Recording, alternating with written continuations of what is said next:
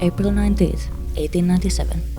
A motley crew of Catholic priests, non-religious freethinkers and journalists were waiting anxiously at the hall of the Geographic Society of Paris. This unlikely group of different faiths and ideologies was gathered to meet a woman shrouded in mystery who had never been seen in public before.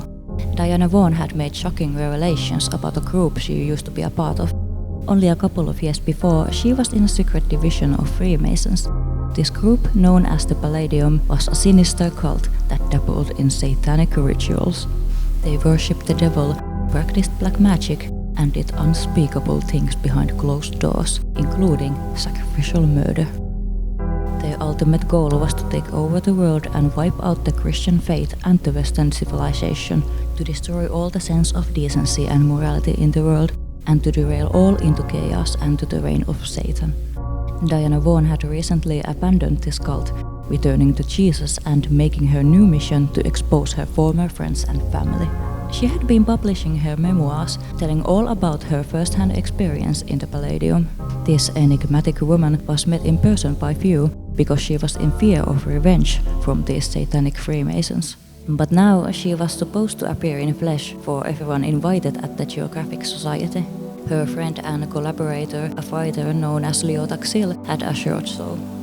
She will show up. But when the time came, Leo Taxil walked to the podium alone and started addressing the audience. He told the crowd that all of them had been duped, bamboozled, pwned. It was all just a prank, bros. There was no Diana Vaughan. There was no secret society of satanic Freemasons trying to rule the world. For 12 years and thousands of pages, Leo Taxil, along with two friends, had been taking a piece of them. And he did all of this just for the art of trolling. He was born to prank, and when he learned that people would believe anything about Freemasons, he couldn't help himself. He had to invent the Palladium, his most elaborate hoax yet. At first, the audience was disappointed. Then they were flabbergasted. You mean all of it was made up by essentially one guy using different names? Some were laughing at this epic trolling campaign. Some were furious, shouting and cursing at the prankster. Some sat there baffled. What was going on? This is one of the most elaborate pranks I have ever heard of. This incident, known as Taxil hoax, is an interesting piece in the history of Freemasonry, Satanism, Catholic anti-Mason movement, and general superstitions. And it's kind of funny. How and why did this guy make such an effort to essentially shitpost for over a decade? And how was it possible that so many people believed in this stuff about global conspiracies, magical powers, and Lucifer himself showing up to mortals? How come even the Pope was seemingly buying it in this modern, rational era? Today we'll go back to the late 19th century Paris to see what's up with this history's most epic prank and how Leo Taxil managed to dupe his readers for years, even convincing some today. First, I want to make it clear that these kinds of claims weren't invented by Taxil himself. I mean the claim that there exists a secret, internationally organized society that wants to rule the world and does horrifying stuff behind closed doors. I'm sure you have heard of a conspiracy like this before, because after this hoax they haven't gone anywhere.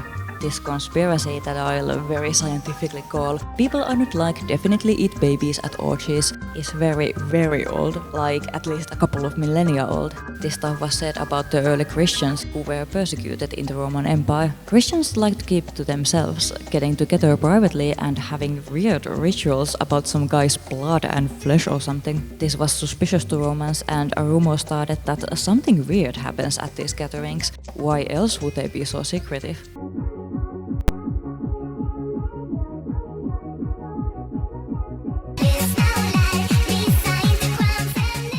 Imaginations ran wild when Christians were accused of all kinds of degenerate stuff, including murder and cannibalism. After Christianity spread and became the main and the only allowed religion in Europe, these very same claims were made about non-Christian pagans. When the religion was universalized during the Middle Ages, it was also said about people who were Christian in a wrong way. And it was said about the Jews a bunch of times. So next time you hear about the conspiracy theory of people drinking blood at satanic rituals, Just know that they're repeating an ancient, rather tired rumor that's been directed at marginalized people who were seen as a threat to the status quo. So the stereotype of a devil worshipper was already ancient in the 19th century, with imaginary invented traditions of black masses, sacrifices and all kinds of degeneracy. And attributing Satanism as a way of othering people has been a rather common thing in Western societies. The history of Satanism is less about people actually worshipping the devil and more about people claiming that others do this. The idea of Satanism incites fear and loathing, so it's an effective way to destroy someone's reputation. People identifying themselves as Satanist or theistic devil worshippers is a fairly modern thing, being more prevalent only after the Second World War, and accusing others of devilry has persisted in the latest centuries as well. Devil worshippers have been found in Protestants, Catholics, Mormons, popes, presidents, the Beatles, Pokemon, Harry Potter. Saying this stuff about the Freemasons isn't a new thing either. It's been claimed for as long as they have existed pretty much. Since Freemasons are kind of secretive as well, their meetups have been seen as once again sus. The Catholic Church had a long-lasting campaign against the fraternity, anti-Masonry. They believed the Freemasons were against the church and religions in general, aiming to destroy them all and appoint themselves in their place. During the 1700s and 1800s especially, a ton of exposé books were written about Freemasons' secret world domination plans and obscene behavior. Several popes warned their followers about them, and some countries like Poland and Sweden outright banned Freemasonry. In 1884, Pope Leo XIII declared Freemasons as a part of Satan's army and the enemy of all Christendom. He compared Masonry to a plague, something that needs to be contained and stopped from spreading. To him, they were godless, and that means they had no morality, no sense of what is wrong and what is right. So Freemasons weren't only trying to destroy religion, they were destroying our basic sense of morality and justice, ruining civil society, wanting us to act like animals. Every Catholic must unite to defend the glory of God and to warn others about Freemasonry.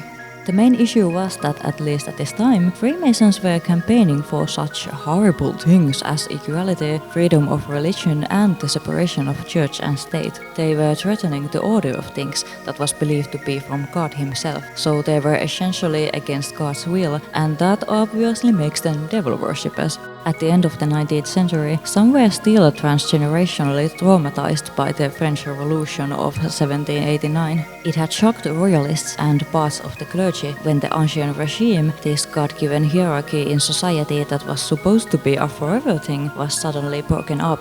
Continuing rapid changes in society and culture were making people uneasy, and some wanted to hold on to the traditions and the way things were in the good old days of monarchy. It was hard to comprehend what exactly had happened during the revolution, since it's a very complex event that's hard to understand fully even today, let alone at the time. And like people often do, some wanted a simple explanation to a complex issue to make it easier to understand. Some even believed that this change was impossible without some kind of conspiracy or even supernatural forces. The reasons for the revolution and secularization made no sense to them. Why would anyone want this unless they were part of Satan's army? So fingers were pointed. Who worked with the devil to cause the revolution and the modern society? Maybe it was the Protestants, maybe Jews, maybe Freemasons, maybe all three. Freemasons were accused of everything their critics didn't like: the French Revolution, freedom of religion, morally corrupt stuff in media, divorce becoming legalized, socialism, etc. In this zeitgeist, you could say almost anything about the Freemasons and people would believe it as long as it's something awful. The era was full of paranoia. Anything could be possible with any foreign enemies. And this was perfect for Leo Taxil's hoax. He wanted to comment on this cultural and political climate, how the Catholics were nervous about the rapidly changing and modernizing world, not understanding it and explaining it with the devil. So everyone promoting these changes, be it Protestants, revolutionists or Freemasons, were seen as working for the big bad. Catholic Church needed to act, organize and mobilize against the threat. Their enemies might have demons, but they had the power of God beside them. Even better for Taxil, things like developed printing press and globalization made the end of the 18th century an era of blossoming mass communication and mass mobility. It made it possible for Taxil to get a huge audience for his nonsense, bigger than it was possible before. Leo Taxil's real name was Marie-Joseph Gabriel Antoine Amme Jugendpage. He was born in 1854 in a city of Marseille, which at the time was known as the city of pranksters. He had always loved to fool others, and this hoax about a satanic cult wasn't his first rodeo at all. His first prank took place in his home city Marseille. He forged letters from fictitious local fishermen, which were about them narrowly escaping a school of sharks. They were hiding in Marseille area's coves. This resulted in a panic. Local beaches were abandoned and the municipal commission asked for a bunch of armed men to take care of the shark problem. But of course they couldn't find any of them because it was all made up by 19-year-old Taxil. Later he messed with the public by making up a story about a newly discovered underwater city in Lake Geneva. This Roman-era city was supposedly searched for by scientists. And when the news about the discovery traveled across Europe, the lake became a kind of a popular tourist destination, at least according to Taxil himself. And some actually claimed to see the non-existent city. An unnamed Polish archaeologist made a report about his trip and findings like an equestrian statue he thought he had seen. But when searched more thoroughly, everyone realized what locals knew all along, that wait a minute, there's no Roman city here. By the way, Taxil was in Geneva because of financial fraud that he was trying to escape consequences of. He got kicked out of Switzerland for, you guessed it, fraud. Coming back to his home country in 1879, he returned with a new name using a pen name Leo Taxil since. Taxil was never a huge fan of the Catholic Church. Some believed his euphoric state was found back in his childhood at a Jesuit seminar. Whatever the reasons, Taxil thought all of his life that the religion is stupid and the clergy a bunch of dumb assholes. So he gained notoriety for writing a bunch of spicy, scandalous books about the Catholic Church, stuff like the Pope's secret lovers or Pope's poisoning people. He also wrote an illustrated satirical version of the Bible that made fun of some parts of the book he found weird and nonsensical. The church of course wasn't pleased by these call-out posts, but his readers were. They were fairly popular during this era where more and more people questioned the church's authority. Taxil was part of an anti-clerical organization, and additionally in 1881 he joined a Masonic lodge named this.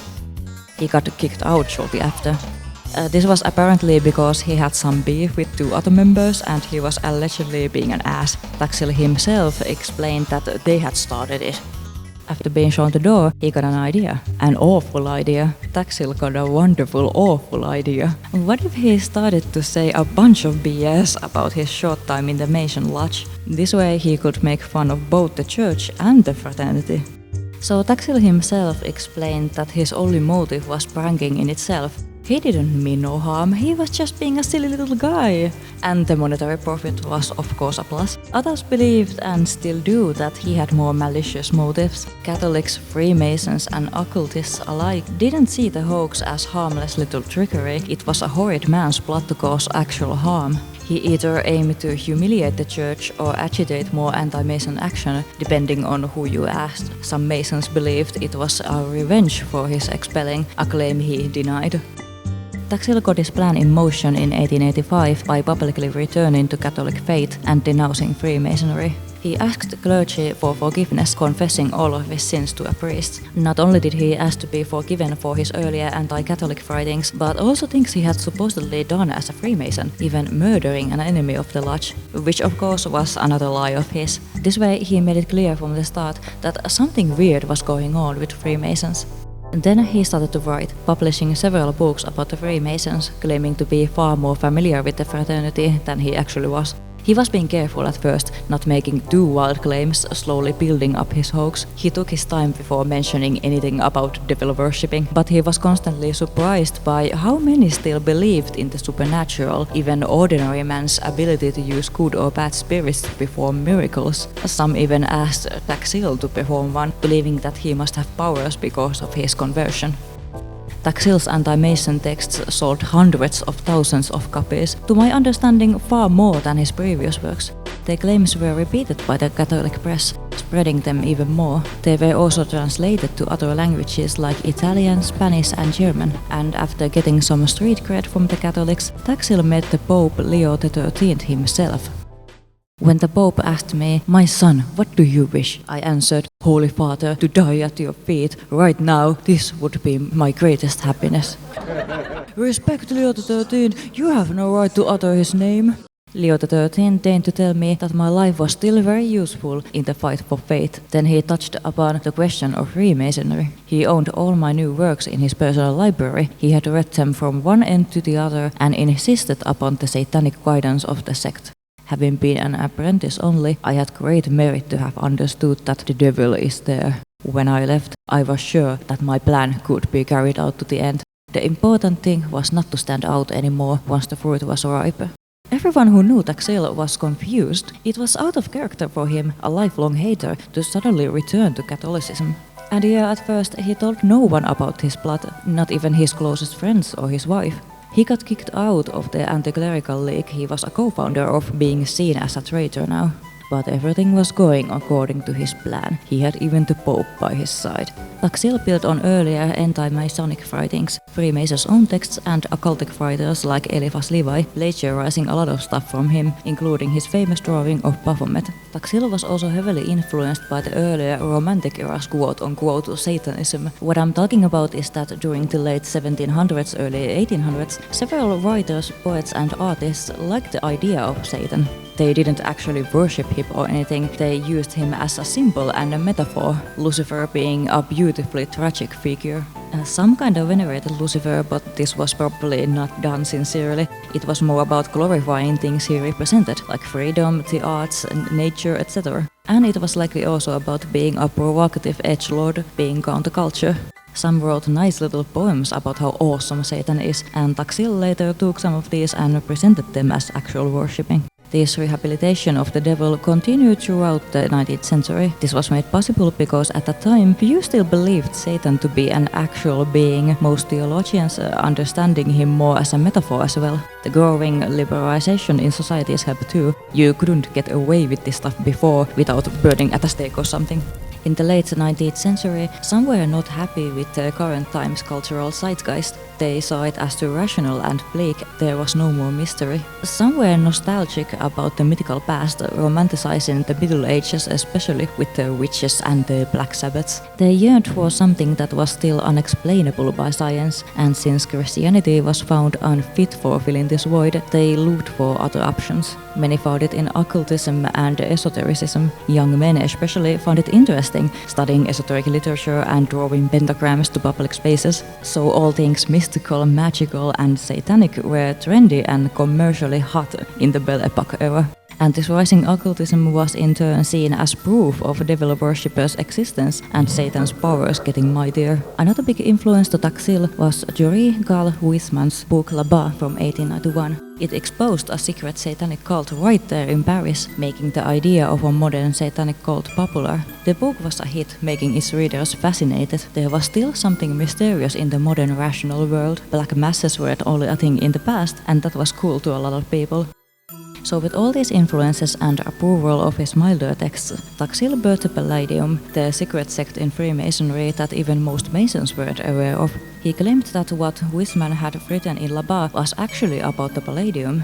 In this originally American Freemason sect, they believed Lucifer to be the good guy and God to be evil. Palladium was behind all the modern things disliked by conservatives, so it was a great scapegoat for anxious Catholics. Taxil started to repeat the ancient made-up traditions of devil worshippers. They fucked with demons, both figuratively and literally, and had orgies. Some members infiltrated into the Catholic Church and, for example, recruited new members from Catholic schools' children. And they were everywhere, conquering Europe fast since crossing the Atlantic. There were 3 lodges in Paris alone. Catholic journalists and the clergy were agreeing with Taxil like I fucking knew it, no matter how insane his claims were becoming. And these revelations about the Palladium included stuff like levitating furniture, levitating people, people turning to liquid and going through stone walls, people traveling to other planets, a 3-headed dragon demon appearing to Masons, Lucifer himself appearing as a naked dude, a table turning into a crocodile that then proceeds to play the piano beautifully. Cocodrilo. A 150-year-old lady's mummified corpse turning to life only to let herself set on fire and burn to ashes.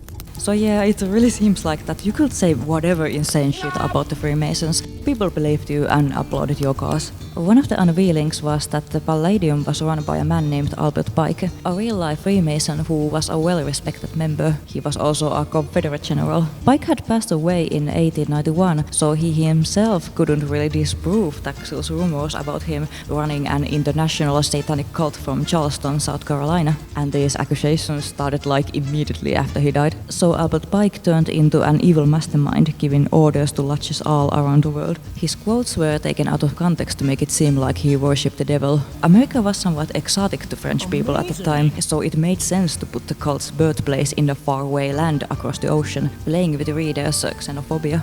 After writing several books about the cult using his own pen name, Taxil was planning for expansion. He needed collaborators to make the hoax even more believable. He started to work with his old college buddy named Charles Hacks. He didn't know about the hoax either at first, one day coming to Taxil's place in his best fit, believing he was about to meet the Grand Priestess of Palladium. And luckily for Taxil, when he told him the truth, his bamboozled pal thought the idea was hilarious. So he was still in and vowed not to spill the beans. They wrote together a series of cheap booklets named The Devil in the 19th Century, using a pen name Dr. Henri Bataille. His job was to give a first-hand account of the cult, when Taxil had only heard about it. This role-playing character's backstory was that, as a ship surgeon, he met a man who was running away from this crazy cult. This guy told him fantastical stories about a super-secret Freemason lodge he used to be in. The doctor thought that he doesn't sound like he's lying or insane, so he got curious and wanted to find out what's the truth behind this mysterious group.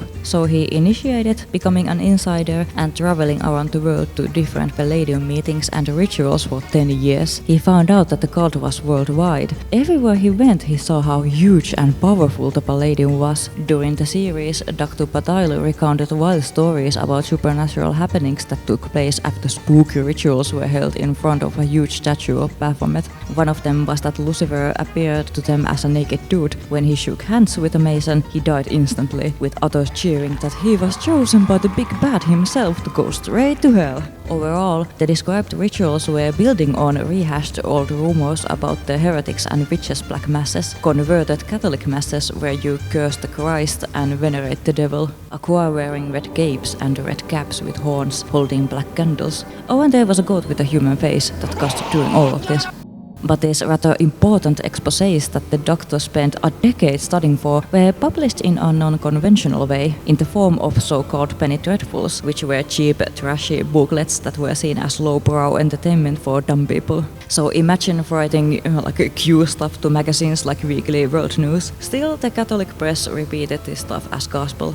Oh, and Dr. Bataille straight up doxed the Freemasons in his series. They listed their names, and although they were not part of the Palladium as it's emphasized, they were still accused of being compliant in their evil doing. French and English lodges' addresses were also listed, and yeah, that can be risky at all while you accuse them of silently approving things like black magic, murder and world domination. What a great idea to publish their names and addresses, what could go wrong? In this series, running for 2 years and around 2,000 pages, both real and made-up people are mentioned. This is also where Diana Vaughan was introduced. Claimed to be a descendant of the 1600s philosopher and alchemist Thomas Vaughan, Diana was from a French-American full satanic family. Thomas was a guy who is believed to be trying to create the Philosopher's Stone, or Sorcerer's Stone for Americans. Now he was claimed to have made a pact with the devil to extend his lifespan. And he had a baby with a succubus demon lady. Cool. The baby was dumped somewhere in America like the pact with her mother demanded, and Thomas fucked off to explore the world. So this baby was Diana's grand blah blah blah blah blah mother. Oh, and Thomas Vaughan died in the year 1666. Ooh. Diana got into the cult by his father, being later, as an adult, chosen by Lucifer himself as the high priestess, like a princess of Satanism or something. She had supernatural powers given by the devil, but she was described as a beautiful, kind, respectable young lady. She was just the character Taxil needed for his cult roleplay project. A tragic maiden who turned against the evil cult and was now in danger because of it. She was intentionally written to be as likable as possible, an angelic creature among Palladists. She fascinated a lot of readers who wanted to know more about her. Diana was in reality a typewriter working with Taxil, so she was a real person, just not in the way everyone thought. She liked collaborating with Taxil, being amazed that people actually believed the stuff from the medieval times. Several priests and bishops were simping Diana, writing how amazing she is when fighting against the evil Freemasons. The private secretary of Leo XIII, Vincenzo Sardi, wrote to her, "Keep on, miss, keep on writing and unmasking the iniquitous sect. I recommend myself with all my heart to your prayers, and with a perfect esteem I declare myself your very devoted." Some even compared her to saints when she was attacked publicly. "Keep on, miss. Through your pen and your piety, despite the efforts of hell furnishing weapons to overwhelm the enemy of mankind, all the saints' deeds have been fought against. No wonder then that yours are not spared. Please accept, miss, the expression of my liveliest feelings of admiration and respect." Taxil only had these two working with him and being in on the hoax, but he had some comrades who helped with the hoax unwittingly. A bishop working in Mauritius, Monsignor Meurin, was so into Taxil's work, he began to study and write about Palladium himself. He found signs of it everywhere, behind Mason aprons, passwords, handshakes, anything. Taxil seemed to be a bit confused by this. But how many actually bought into this hoax? It's important to note that not everyone believed this stuff and they expressed that fact publicly. It can also be argued that maybe the clergy, Pope Leo included, didn't fully buy it either. They just played along because it fitted their agenda. They might have thought that the audience, the masses, might be dumb enough to actually believe it. Some of my sources have assumed this to be the case, but I couldn't find any evidence to prove it either way. And one might have believed that the Palladium exists, just not into the supernatural stuff. A lot of people did openly express their doubts about Taxil's and his prank squad's claims, especially journalists in the secular press. Outside of France, the press mainly laughed at the whole thing. French Catholics were seen as gullible and paranoid. They couldn't believe this stuff was taken seriously. The Palladium raised some eyebrows in the occult community as well. Poet and mystic author Edward Waite wrote a whole book about the cult in 1896, debunking its existence. He didn't put effort into debunking the supernatural stuff, since to him it's common sense that no intelligent or sane person would believe them. But he noticed that all the other stuff didn't add up either. He found no guy by the name of that dude who was claimed to die by the Luciferian handshake, and the giant satanic temples in faraway lands weren't where they were said to be. He also contacted English Masons that were listed in Dr. Bataille's series, and they had no idea what the hell is a Palladium. Because of all this, he called out Diana Vaughan especially. He did mention that he doesn't want to be too mean to a girl, but still he made it clear that she's a lying bitch. And yeah, other people were also suspicious about her, even thinking that she might not exist at all. It was weird that pretty much no one had actually seen her in person. One point was that usually women weren't allowed in Freemason lodges, so a high priestess, boss lady Freemason sounded weird to many. With more and more publicly stated questioning of the story, in 1896 Taxil was seeing the writing on the wall. His hoax was about to get exposed. He still had the Pope by his side, who was blessing Diana Vaughan especially, this despite him being informed that her story doesn't make any sense. Like the Bishop of Charleston, Charleston, the origin place of the cult, telling the Holy Father there's no such thing as a global conspiracy ran right from his city. Leo XIII dismissed this and chose to agree with Vaughan instead, who called out the bishop to be one of them. In the anti-Masonic Congress of Roman Catholics held in Trent, around 1,000 devout God warriors discussed about forming an international organization to stop the Freemasons. But because Taxil was present, he got pressured about Vaughan, like, "Where's Diana, Leo? You know her, don't you, Leo? Why won't she show up to prove she's a real person?" And because Taxil couldn't say she goes to a different school, it was time to come clean. He made a promise that she would show up at the anti-Mason conference held next April in Paris. And I can just imagine his face while sitting there with a bunch of God-fearing men from all over Europe, being the only one in the know that all of these people are there because of something that came out of his ass. And here we are, at the beginning of this video, where Taxil finally told the public about his hoax. He started by thanking the Catholic press for making his prank possible by believing and spreading it. Some sources claimed that people got so mad it was about to become violent, and that Taxil had to use help from the police to get out of there safely. But this is not mentioned in the newspaper that recounted his speech in full, including the audience reactions and comments like laughing, shouting, or straight up leaving the hall. And according to this paper, yeah, some audience members were definitely pissed. Distasteful! How can one admit to being such a prankster? What you are doing right now is abominable, sir. For your punishment, a priest will never receive your confession. You are an utmost rascal. The paper describes the atmosphere in the room when Taxil had finished his speech, again not mentioning any threat of violence. An indescribable tumult meets this conclusion. Some laugh more and more and applaud the lecturer. Catholics scream and hiss. A Potkarnier steps on a chair and attempts to address the audience, but he is hindered by the hood. These kind of reactions do imply that the more angry audience members were buying the whole Palladium thing as a fact, being now furious that they had been duped.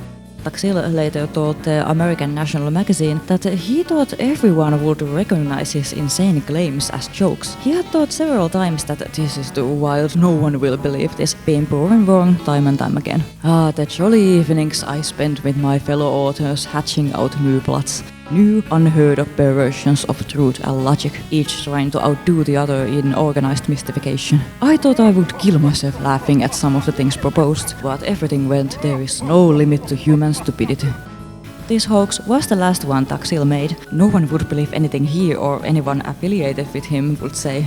He soon moved out of Paris to live in the French countryside, where he stayed until he passed 10 years later in 1907. So what happened after Taxil's revelation, other than mean drawings of him? Well, most tried to move on and forget the whole thing, being possibly ashamed of giving all of this the benefit of a doubt. Newspapers wrote how awful Taxil is with his sickening prank, dissing him for being so happy with himself. He was described as quite pathetic, laughing by himself like a self-important asshole he is, thinking he's a genius master prankster, while others kinda cringed at him, or perhaps pretended to not care because they were ashamed of being duped. Catholics, Masons and freethinkers alike kept on calling him out as an asshat. One canon even said that he shall burn in hell for being a pig. So yeah, clearly not everyone found his prank or social experiment, whatever, all that funny.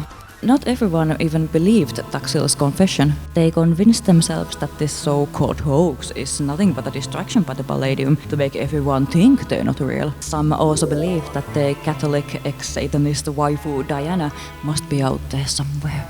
The anti-Mason movement didn't go anywhere after the hoax, they just dropped the satanic parts after Taxil's confession, so their ideas became more approachable to non-confessional people without these more outlandish parts. So according to one Luijk, who has studied the history of Satanism, the hoax's effects were actually contrary to what Taxil aimed for, being that he wanted to show everyone how gullible we can be about the Masons, and that anti-Masonry is kinda dumb. Like in a way, the anti-Masonic movement only became stronger.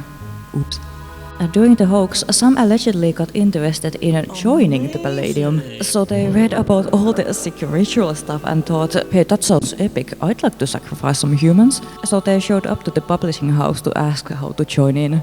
And even though Taxil had rather dramatically pronounced Palladium as dead, he murdering it, parts of his hoax have been repeated since, even to this day. In the 1930s, a woman named Edith Starr Miller, also known as Lady Queenborough, parroted Taxil's claims, trying to expose secret societies working in Europe. She used Henri Bataille as her source, seemingly not knowing he's not a real person. She believed that the Palladium was still in operation in the 20th century, still murdering their enemies and planning for world domination.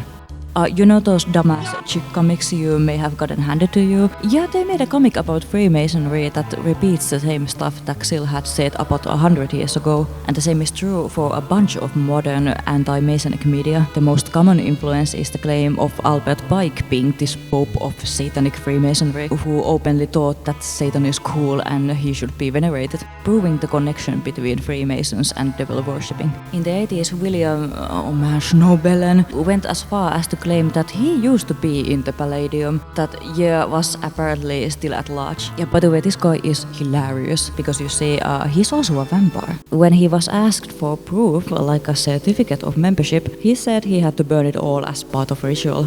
Convenient. And sure, it could be possible that some people got inspired by the hoax and formed their very own fan Palladium, but there's no evidence that such a thing exists, not in the hoax's time nor today. When Taxil was working for the prank, he seemed to believe it to be really epic, but he probably couldn't have guessed how it would be talked about over 100 years later. how some still use his fake claims as facts that were supposed to be laughed at, and how people like me make silly media with machines about his shenanigans for anyone in the world to see. And I'll just leave you with this quote from that conference where he admitted everything. It is a bit unusual indeed that we managed to get our stature in stories swallowed in our 19th century. I ask myself, however, to what extent the high approvers of unmasked Palladium have the right to get angry today. When one understands that one has been fooled, the best thing to do is to laugh with the audience. Yes, Mr. Abbott Garnier, and your getting cross will make you even more laughed at.